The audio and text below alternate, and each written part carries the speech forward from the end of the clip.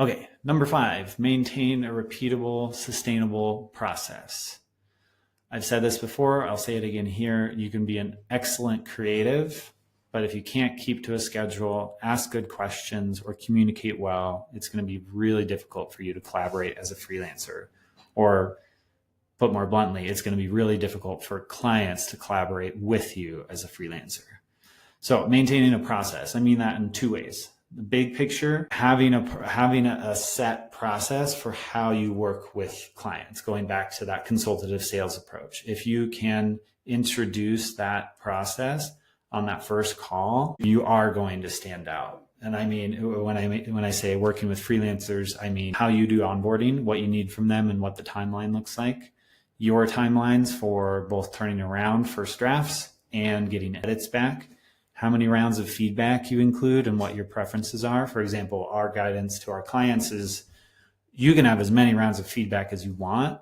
Let's just make sure they're batched. If you have 3 people reviewing this V1, let's get all of their review and then we'll go and create a V2. And that's the kind of line in the sand that we've drawn, and it's worked out well. Nobody's objected to that. In fact, it's made the process better, and I think they've appreciated it. And then finally, expectations for their end. We get the question a lot, how much time is this going to take me each month?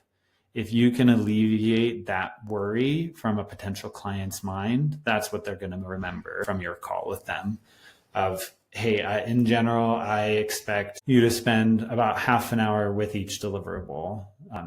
Maybe 10 minutes on the front end to review my brief and make sure everything's looking good and we're set, and then 20 minutes on the review side, up to an hour if we want to jump on a call to review. Just laying out that expectation of what their commitment is going to look like. The sub point here is then you can start to take on more of the process.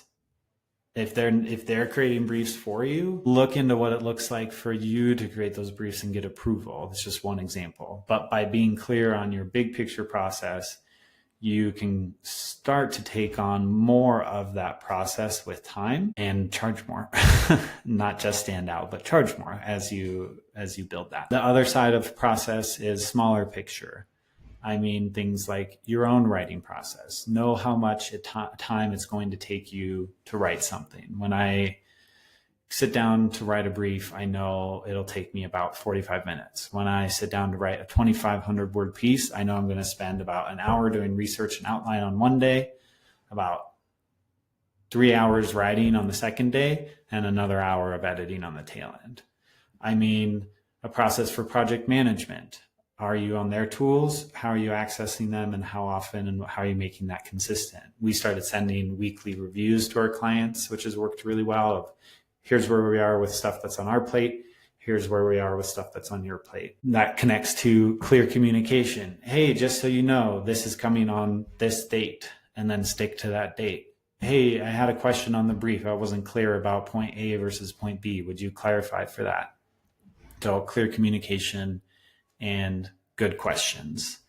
It sounds like a lot, but if you're putting your own writing process in place, you're maintaining good project management habits, and you're communicating well and asking questions, all of the time that you spend on that will free up more time to focus on the writing itself, because you're going to save time on the tail end by front loading a lot of those questions and communication. And that was 5.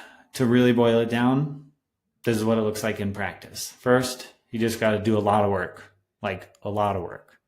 Then you figure out what you like in that work and improve on it. Then you can start charging more for less of that same type of work. Cut out what you don't like doing, and then adjust to whatever level of work you want.